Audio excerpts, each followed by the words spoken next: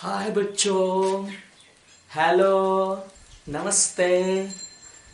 काय चाललंय तुमचं? मराठी, हिंदी, इंग्लिश सगळी खिचडी करून खायची सवय आहे. बरोबर ना? जसं जमल तसं. पण हा डाटा जसं जमल तसं नाही. इथे लँग्वेज मॅटर नाही करत, ह्या कंडिशन माहिती पाहिजे. इथे लक्षामध्ये आता बऱ्याच जणांनी मला कमेंट्समध्ये पण सांगितलं होतं, चौधरी म्हणून आहे, की सर हा चॅप्टर होईल का नाहीये, तुम्ही दुसरा पण चॅप्टर. पण 11वीच्या मुलांसाठी सायमल्टेनियसली अल्काइन पण थोडाफार कंटिन्यूस करावा लागतोय, कधी कधी लेक्चर्स. त्यामुळे थोडासा कमी जास्त मागे पुढे लेक्चर होत आहे, पण कम्प्लीट होणार आहे, काळजी करायचं काही कारण नाही. इथे लेक्चरमध्ये असू द्या.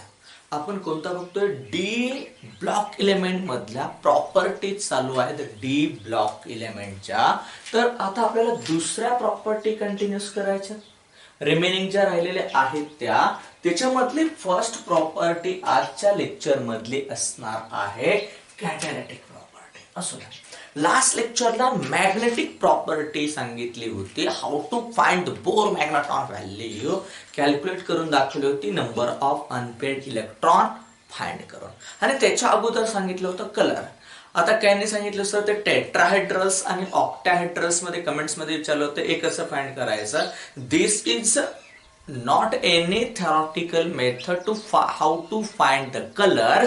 This is only the experimental method. कारण का कोणता कलर आपण ऍब्सॉर्ब केलेला आहे आणि कोणता कलर बाहेर पडणार आहे टोटली एक्सपेरिमेंट केल्याशिवाय फाइंड करू शकत नाही. त्याच्यामध्ये फक्त तुम्हाला एक्झाम्पल विचारलं जाईल एक्झामला की which of the following compound shows color, which type of a color, not but fix. जर बुक्स मध्ये दिलेलं असेल की हा टेट्राहेड्रल ब्ल्यू दाखवेल, येलो दाखवेल, ते मात्र डोक्यामध्ये ठेवावं लागेल. पण असं पर्टिक्युलर डायरेक्टली विचारणार ना. हा हे पण लक्षात ठेवायचं. आपण एक ट्रायंग्युलर काढला होता, ब्ल्यू ऍब्सॉर्ब केला तर कोणता बाहेर पडणार आहे, किंवा रेड ऍब्सॉर्ब केला तर कोणता बाहेर पडणार आहे, ऑरेंज ऍब्सॉर्ब केला तर कोणता बाहेर पडणार आहे, ते लक्षात ठेवायचं. ते कॉम्प्लेक्स नाव देतील. हा कलर ऍब्सॉर्ब केला तर आउट कोणता होणार आहे, तर ट्रायंग्युलर लक्षात ठेवायचं आहे.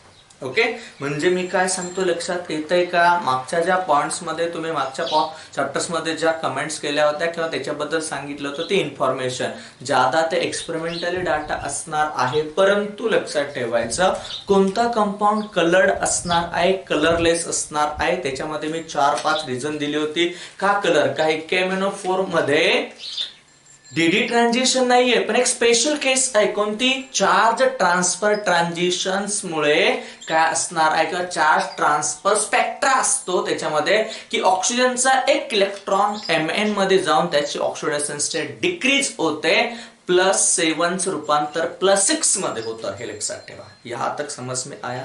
ते एक्सपेरिमेंटल कंडिशन आहे. असू द्या. चला आता पुढचे आपल्याला आणखी एक इम्पॉर्टंट कॅरेक्टरिस्टिक्स प्रॉपर्टी चेकअप करायची. काय असणार आहे? थोड़ा सा खुद का दिमाग यूज करके मेरे साथ चलो, आपको पूरी कहानी समझ में आएगी. पूरी कहानी समझ में आएगी. चलो, समझ में आ रहा है कि नहीं आ रहा? क्या बोल रहा हूं मैं? आपके साथ बातें कर रहा हूं. सोचो. नेक्स्ट प्रॉपर्टी है कॅटॅलिटिक प्रॉपर्टी.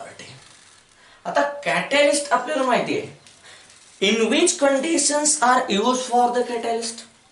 आपण ऑर्गॅनिक केमिस्ट्री मध्ये बऱ्याचशा केमिकल रिएक्शनचा रेट इन्क्रीजेस किंवा डिक्रीजेस करण्यासाठी. आता सरफेस केमिस्ट्री स्टडी केलं असेल तर तिथे आपण काही कॅटॅलिस्ट असे पण असणार इनहिबिटर वापरतो, म्हणजे रिएक्शनचा रेट कमी सुद्धा करावा लागतो रिएक्शन. पण जनरली आपण यूज करतो increases the rate of a chemical reaction in any फॉरेन्शियन substance, those are called as the catalyst. मग आता याच्यामध्ये काय सांगतोय, many transition metal and its complexes, not only transition metal, its complexes सुद्धा काय असणार आहेत, are used as catalyst which are change the rate of chemical reaction. इसका फंक्शन क्या है? Change the rate of chemical reaction. देखो एक graphically थोड़ा सा मैंने रिप्रेजेंट किया है. आपने केमिकल काइनेटिक्स में ऐसे बहुत सारे ग्राफ देखे होंगे, समज में आलं की नाही? हे पाहिलं असतील. इथे काय म्हणतोय आपण, हा जो ट्रान्झिशन स्टेट, आता पहा रिएक्टंट इथे आपण काय केलंय, A प्लस बी असणार आहे आणि याच्यामध्ये आणखी एक सी इज द कॅटॅलिस्ट. हे दोन्ही रिएक्टंट असणार आहेत आणि हा कोण असणार आहे, कॅटॅलिस्ट असणार आहे. ओके, ज्यावेळेस इथे तुम्हाला विदाउट कॅटॅलिस्ट यूज केला तर ऍक्टिव्हेशन एनर्जी कशी असणार आहे, हायर, ज्यादा एनर्जी लागते. रिएक्टंटचं रूपांतर AB मध्ये आपल्याला काय करायचंय, हा प्रोडक्ट असणार आहे प्लस कॅटॅलिस्ट परत बाहेर जाणार आहे. म्हणजे इथे काय होणार आहे, ABC एक पर्टिक्युलर इंटरमिडिएट तयार होणार आणि तो इंटरमिडिएट कसा असणार आहे, अनस्टेबल इंटरमिडिएट असणार. कसं असणार आहे तो इंटरमिडिएट, अनस्टेबल इंटरमिडिएट असेल. पहा मग हा तयार होणार आहे. तर इथे आपण विथ कॅटॅलिस्ट, समजा तुम्ही आज जर कॅटॅलिस्ट यूज केला कोणता, तर ऍक्टिव्हेशन एनर्जी कमी होते. म्हणजे मला एक जंप करायचंय, ज्यादा हाईट असेल तर मला एनर्जी ज्यादा लागेल, मी जंप करू शकत नाहीये, एनर्जी तेवढी नाहीये, म्हणजे रिएक्शन प्रोसीड होऊ शकत नाही. पण जर हाईट कमी केली तर मी जंप मारू शकतो आणि आपण पुढचा काय करू शकतो, कंप्लीट करू शकतो. पेन पडला होता खाली, सॉरी. आता इथे पहा, इथे काय झालं, decreases the activation energy. Activation energy कमी केली की हा रिएक्टंटचं रूपांतर इझिली प्रोडक्ट मध्ये जाणार. आणि हे कोण करणार आहे, इथे जो आपण काय वापरणार आहोत, कॅटॅलिस्ट यूज करणार आहोत. तो कॅटॅलिस्ट आपल्याला एक्टिवेशन एनर्जी कमी करण्यासाठी मदद करणार. दिमाग में आया कैटालिटिक प्रॉपर्टी के बारे में, क्यों ऐसा होता है, क्यों रेट इंक्रीज होता है, तो कैटालिस्ट क्या कर रहा है, उनकी एक्टिवेशन एनर्जी डायरेक्टली कम कर रहा है. ये दिमाग में रखना थोड़ा सा. आगे, the transition metals on account of their variable oxidation state. और ये होता क्यों है, एक हमने प्रॉपर्टी पीछे जाके देखी है, आपण पाठीमागे एक प्रॉपर्टी पाहिली है. असं का होतंय, का कॅटॅलिटिक प्रॉपर्टी दाखवतोय, due to the variable oxidation state. Variable oxidation state change करण्याची +2 भी दाखवू शकतो, +3 भी, +4, +7 तक दिखाई देते हैं. इसलिए इसमें एक कहानी बन जाती है कैटालिटिक प्रॉपर्टी.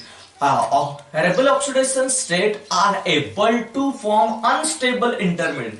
इथे जो इंटरमिडिएट असणार आहे हा अनस्टेबल आहे, स्टेबल नाही, अनस्टेबल. म्हणजे रिएक्टंटचं अनस्टेबल इंटरमिडिएटचं प्रोडक्ट मध्ये कन्वर्जन होणार. दिमाग में आ रहा है? Okay. Those elements also provide larger surface area.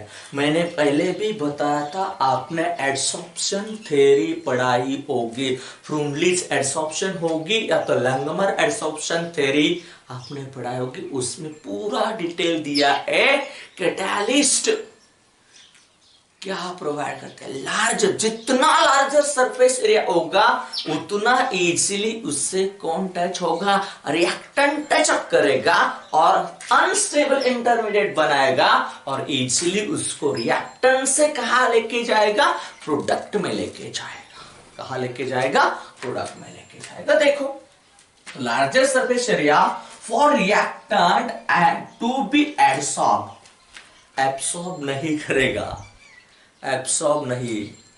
आपको पता है बिस्कुट में थे, बिस्कुट आपने टे में डाला तो उसमें एब्सॉर्प्शन होता है, याद हुआ कि नहीं हुआ, एब्सॉर्प्शन होता है. मगर कोई भी आपके स्किन के ऊपर कोई लेयर किसका, डस्ट का जमा हो जाता है तो उसको हम एडसॉर्प्शन, अंदर नहीं जाता, ऊपर ही रहता है, सरफेस में रहेगा तो उसे एडसॉर्प्शन कहेंगे. तो यहां पे adsorb and being them closer to one another for the reaction to occurs. Reactant आणि दोन वेगवेगळे रिएक्टंट क्लोज येणार आणि एकमेकाला काय करतील, जॉईन आणि प्रोडक्ट फॉर्म होणार आहे. The transition metal use as catalyst. कोण कोण यूज करू शकतो, जनरली मी इथे लिहिलेले आहेत, बाकी खूप आहेत.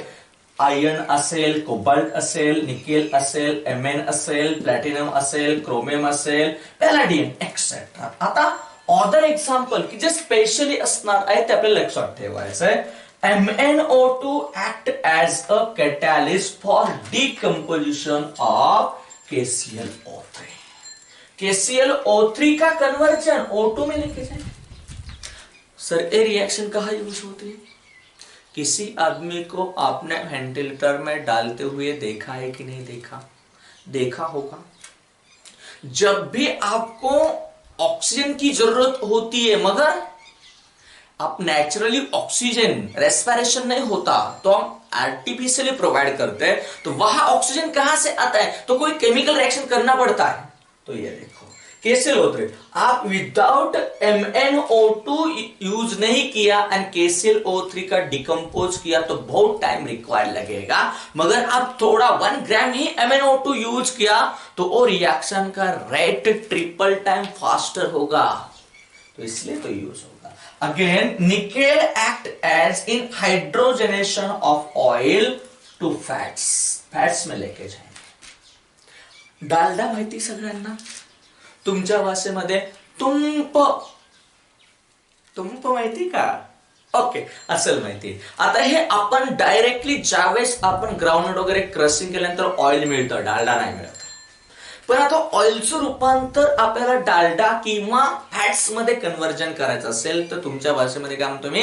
तुंपामध्ये करायचं असेल. तुंपामध्ये करायचं असेल तर आपल्याला त्याचं हायड्रोजनेशन करावं लागतं आणि त्याच्यासाठी आपण स्पेशल कॅटलिस्ट वापरतो, रेनी निकेल कॅटलिस्ट वापरतो. आणि लक्षात ठेवायचं फॅट्स ज्यादा, डालडा ज्यादा खाल्ला तर बॉडीसाठी घातक असतो. कारण का ज्यावेळेस तुम्ही रेनी निकेल यूज करता त्यावेळेस त्याचं थोडाफार प्रमाण राहिलं तर आपल्या बॉडीमध्ये तो इफेक्ट करणार आहे निकेल्स. त्यामुळे थोडासा डालडा कमी खाल्लं तर बरं होईल. ओके असू द्या. त्यानंतर vanadium pentoxide used in the manufacture of H2SO4 by the contact process. कौन सी प्रोसेस? Contact process. और दूसरा है टिटेनियम टेट्राक्लोराइड. आता इथे Zn लिहिलंय, याचं नाव माहिती तुम्हाला? जिग्लर नाटा कॅटॅलिस्ट. आणि हा कशासाठी यूज करणार? हाय डेन्सिटी पॉलिमर प्रिपेअर करण्यासाठी जिग्लर. पण जिग्लर Natta catalyst not only TiCl4. फक्त TiCl4 नाही तर याच्यासोबत आणखी एक कंपाऊंड असणार आहे. त्या कंपाऊंडचं मला नाव तुम्ही कशामध्ये सांगायचंय? कमेंट्स मध्ये सांगायचंय. Which is the chemical composition of the Zn catalyst in Ziegler Natta catalyst. Ziegler Natta कॅटॅलिस्टचं काय कंपोजिशन आहे? एक तर लिहिलेलं आहे मी इथे.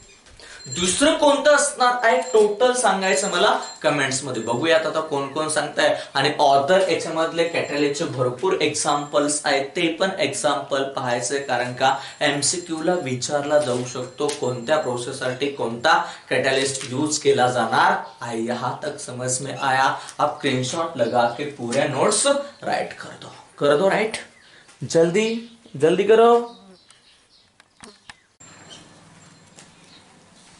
पाहता नेक्स्ट आपण पाहतोय लास्ट काय घेतलं बोला आताच्या अगोदरचं? कॅटॅलिटिक प्रॉपर्टी. आता न्यू पॉइंट कंटिन्यूस करायचा याच्यामधला फॉर्मेशन ऑफ इंटरस्टेशियल कंपाउंड. आता इंटरस्टेशियल कंपाउंड आपने किस चैप्टर में देखा है ये पहले बता देता. सॉलिड स्टेट जिसने भी पढ़ा होगा, कंप्लीट किया होगा, उसमें इंटरस्टेशियल कंपाउंड आया है. एक बार जाके देखो. वही कंसेप्ट यहां पे भी है, सेम है. आपने वहां पे फ्रैंकल डिफेक्ट या तो स्कॉटकी डिफेक्ट देखा होगा इंटरस्टेशियल कंपाउंड. जाके देखो. का नहीं देखा हो? वो नहीं, वो अलग पॉइंट है, डिफेक्ट में है.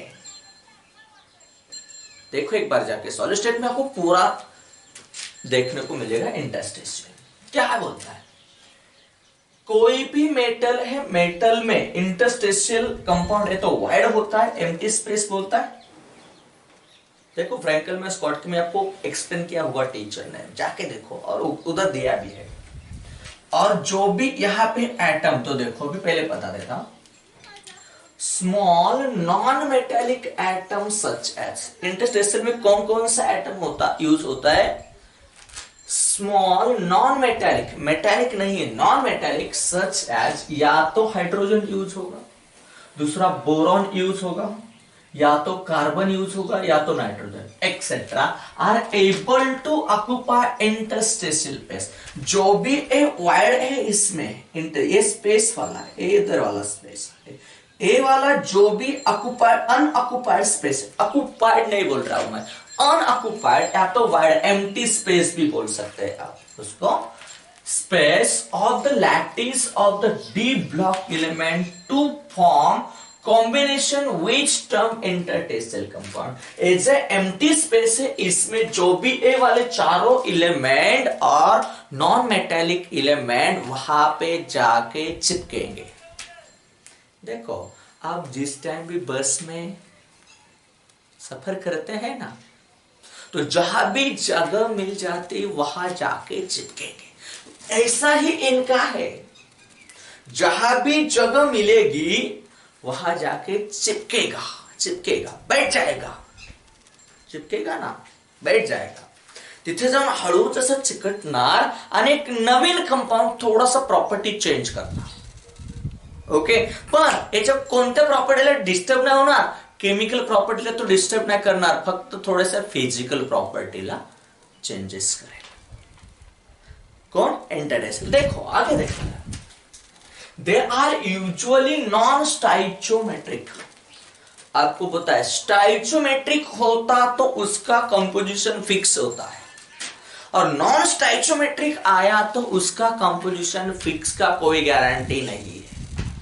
ये याद रखना, आप स्टाइचोमेट्रिक जाके पीछे पढ़ाई होगी थोड़ी बहुत 11th में, तो आपको समझ में आएगा stoichiometric and non stoichiometric. Stoichiometric में उसका कंपोजिशन कंसंट्रेशन फिक्स होता है, नॉन स्टाइचोमेट्रिक में इसमें कोई गारंटी वारंटी नहीं रहती। ओके, मटेरियल हैविंग फॉर्मूला, इसमें क्या क्या फॉर्मूले, TiC, Mn4n, Fe3H। यहां पे देखो हाइड्रोजन का अमाउंट कितना है, 0.56 दिया है, यहां पे देखो 1.7 दिया है TiH में, तो क्या बोला, the bond present in them are neither typically ionic.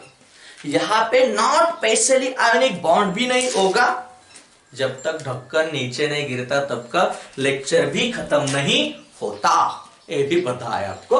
तो सोचो, the bond present in them are neither typically ionic nor covalent. या तो 100% आयोनिक भी नहीं बोल सकते आप, या तो आप 100% कोवैलेंट भी नहीं बोल सकते, इसमें दोनों का कॉम्बिनेशन होता है, इसलिए हम इसको बोल सकते हैं नॉन स्टाइचोमेट्रिक। फिक्स आयोनिक होता तो फिक्स कुछ तो कंपोजिशन चलता, ना आयोनिक भी चल रहा है ना कोवैलेंट भी बोल सकते हैं आप। तो ये देखो, the formulae do not compress correspond to any normal oxidation state. इसमें कोई भी फॉर्मूला होगा तो correspond to any normal oxidation state, normal oxidation state play नहीं करेगा। टिटेनियम की +4 है तो न O भी नहीं हो सकती, +2 भी नहीं, फिक्स नहीं होता, फिक्स नहीं होता, याद रखो।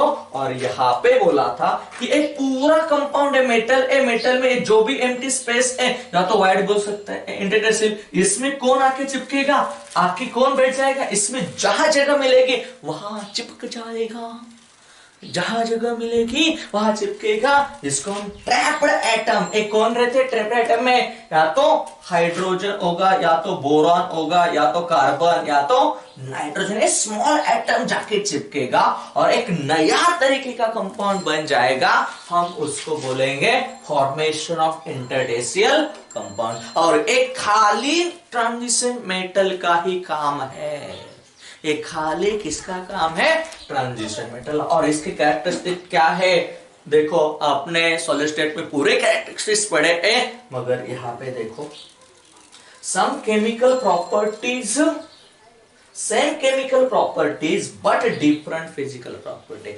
इसमें जो भी फिजिकल प्रॉपर्टीज है ये अलग अलग रहेगी।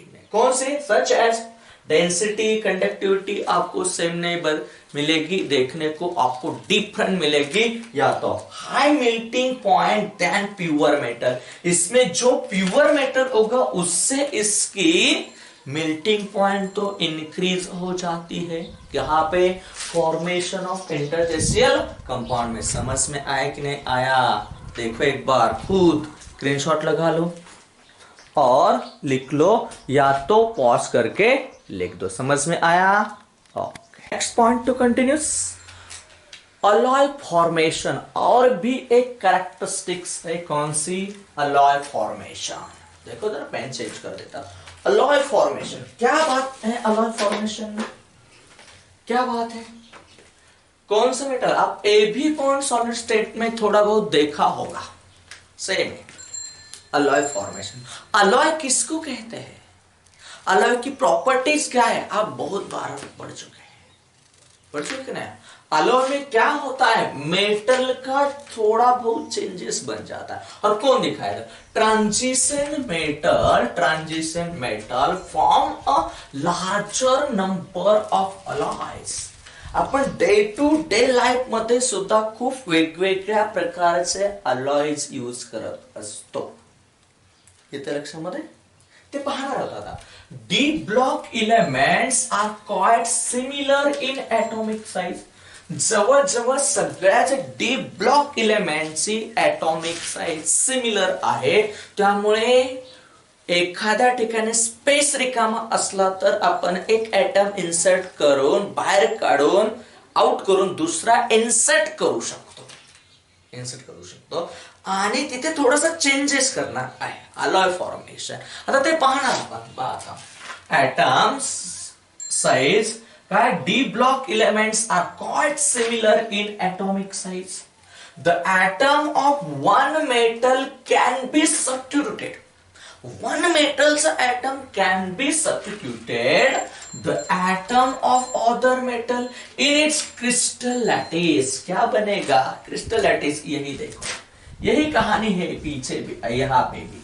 सो जो ए वाले पूरे एटम किसके बोलो? ए वाले पूरे एटम Fe के हैं, आयरन के हैं। मगर आपको ए भी पता है आयरन के टोटल एटम है तो वो रस्टिंग फास्ट हो जाता है किसके कांटेक्ट में आने के बाद? वाटर के कांटेक्ट, या तो वाटर वेपर्स के कांटेक्ट में आने के बाद वो रस्ट फास्ट हो जाता है और आयरन की ड्यूरेबिलिटी कम हो जाती है। क्या कम हो जाता है? ड्यूरेबिलिटी। ये तो ड्यूरेबिलिटी इंक्रीज करना है तो कुछ तो जुगाड़ बनाना होगा। आप भी कुछ तो करते हैं तो कुछ जुगाड़ बनाते हैं कि नहीं बनाते? आपको लंबा लाइफ चाहिए तो आप जुगाड़ बनाता है। यही पे भी एफी के ड्यूरेबिलिटी, आयरन की ड्यूरेबिलिटी इंक्रीज करने के लिए हम कुछ तो जुगाड़ बनाते हैं। जुगाड़ बनाते क्या है? ए वाला एफी हटा देंगे और ये वाला एफी हटा के यहाँ पे हम या तो क्रोमियम का भी एटम डाल सकते या तो निकेल का भी एटम डाल सकते और इस टोटल उनके फिजिकल प्रॉपर्टी में बदलाव लाते हैं। केमिकल प्रॉपर्टी में भी कोई केमिकल प्रॉपर्टी भी चेंज हो जाती है यहाँ पे। तो देखो होता क्या है, अलॉय में क्या होता है? ए एटम Fe का निकल दिया और यहाँ पे कौन सा डाला? क्रोमियम और निकेल, और बनाया आपने अलॉयज। बनाया क्या? अलॉयज बनाया। तो देखो अलॉय में कौन कौन है? यहाँ पे ब्रास, इसके ऊपर IMP लिख दो क्योंकि ये बोलता है कि which is the composition of brass and bronze में अब गलती करते हैं। क्या गलती? ब्रास में क्या? कॉपर और जिंक आया तो ब्रास बोलना, कॉपर और Sn आया तो ब्रॉन्ज बोलना यार। और आप घर जाके खुद इसका आंसर फाइंड कर। स्टील में कौन सा कंपोजिशन है? कौन सा कंपोजिशन है? स्टेनलेस स्टील में कौन कौन से एलिमेंट है कंपोजिशन हो गए? यहाँ पे जैसा कॉपर Sn है, ब्रॉन्ज में, यहाँ पे ब्रास में कॉपर और जिंक है, यहाँ पे स्टेनलेस स्टील में कौन सा है? फाइंड करके कमेंट बॉक्स में लिखना, कमेंट्स में लिखना। यहां पे स्टेनलेस स्टील में भी कौन है ए भी लिखना। ड्यूरा एल्यूमिनियम में कौन कौन से एलिमेंट है ए भी लिखना। निपर मैग में भी।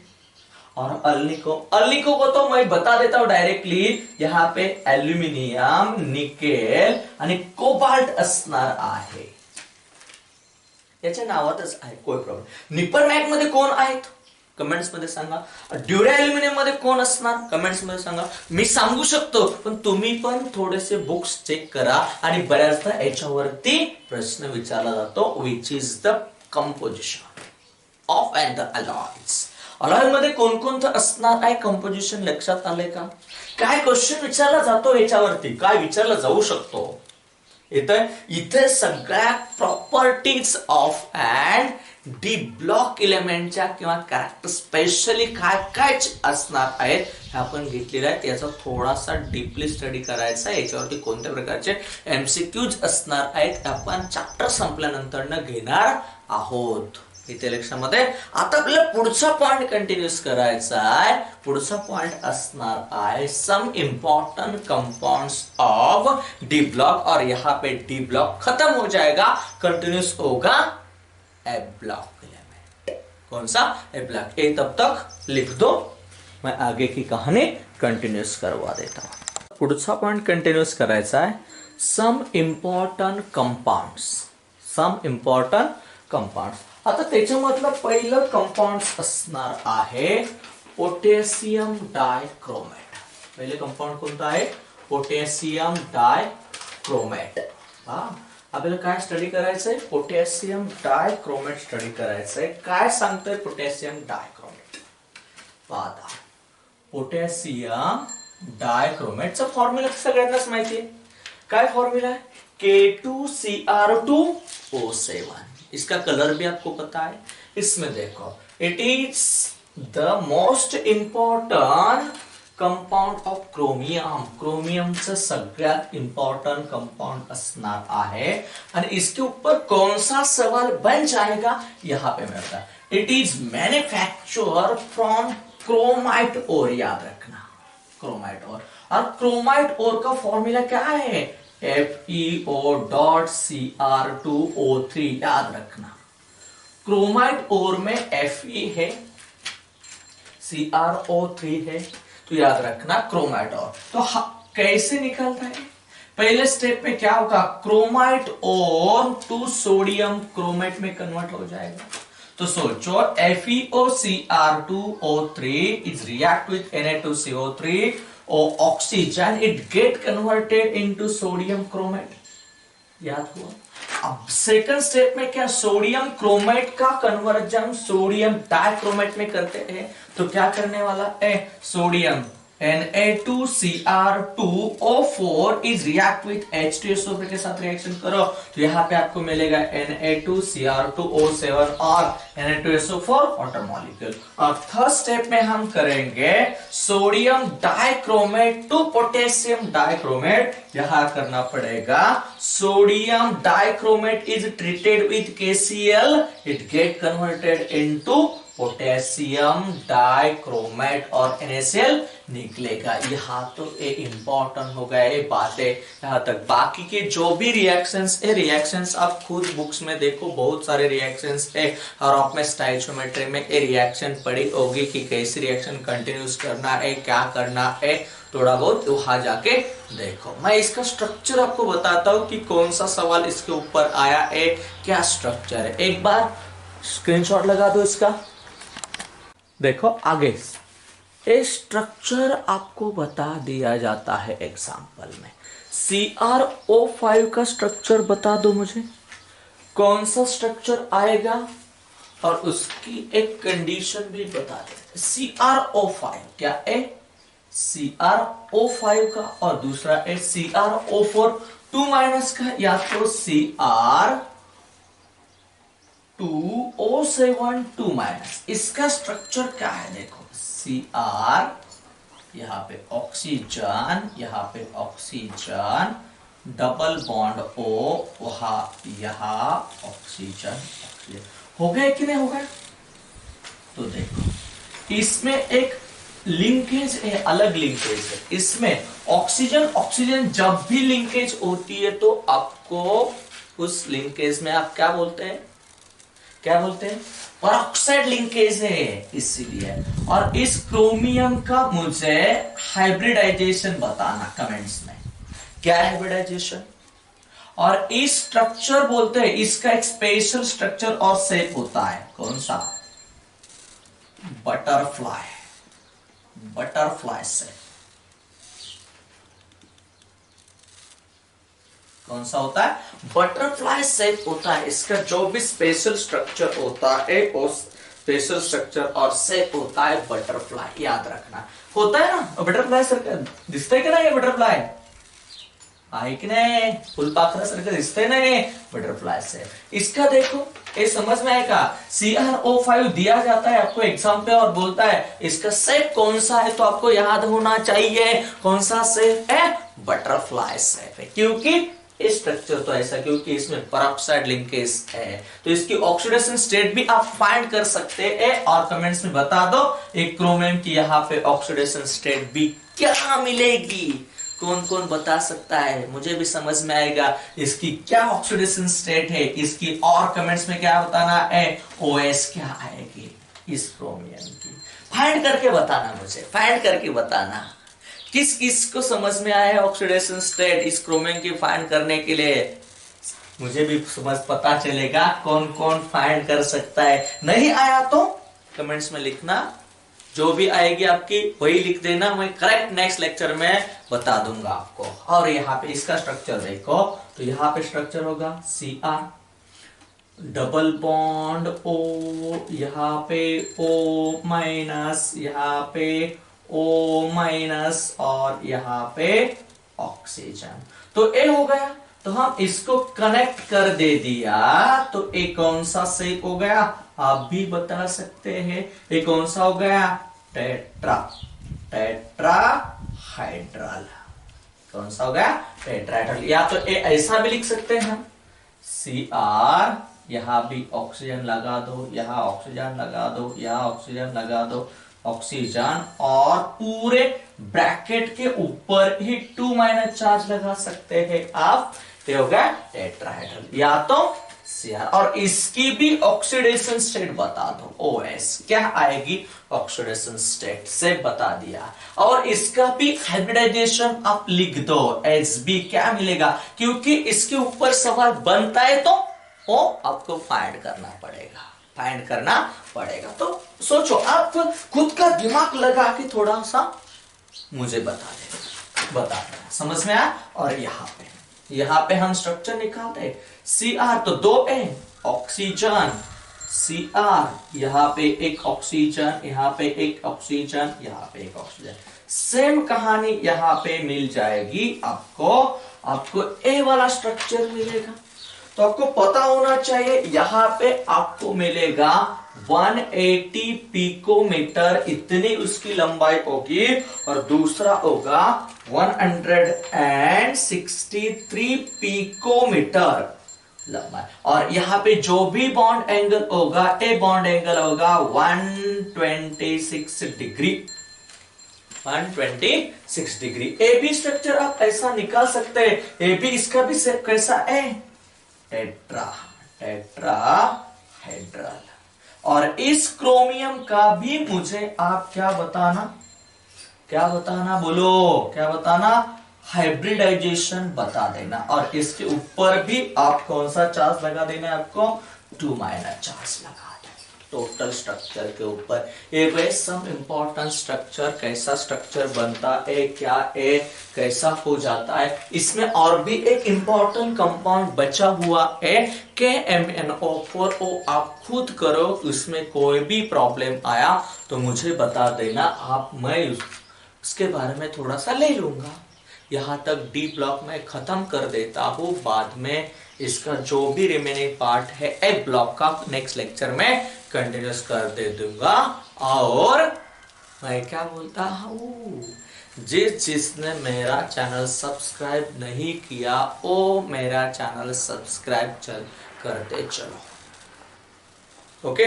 क्योंकि आपको मैंने जो भी नया वीडियो डाल देता वो जल्दी मिलेगा, नोटिफिकेशन भी आएगी। समझ में आ रहा है? और मुझे टोटल 1000 सब्सक्राइबर कंप्लीट करना है, और आप जब तक सब्सक्राइब नहीं करेंगे तब तक कंप्लीट होने का कोई भी चान्स नाही है. लक्ष देते. आता लॉकडाऊन मध्ये बऱ्याच लोकांना घबराहट आहे. कसं होणार, का होणार, काहीच नाही. लॉकडाऊन ही एक आलेली चांगली संधी आहे. त्या संधीचा उपयोग करायचा. तुम्ही कशी संधी होणार, तर मी नेक्स्ट एक स्पेशल व्हिडिओ बनवून सांगणार आहे की लॉकडाऊन ही एक संधी कशी. तर नेक्स्ट लेक्चरला. तब तक धन्यवाद. Bye bye.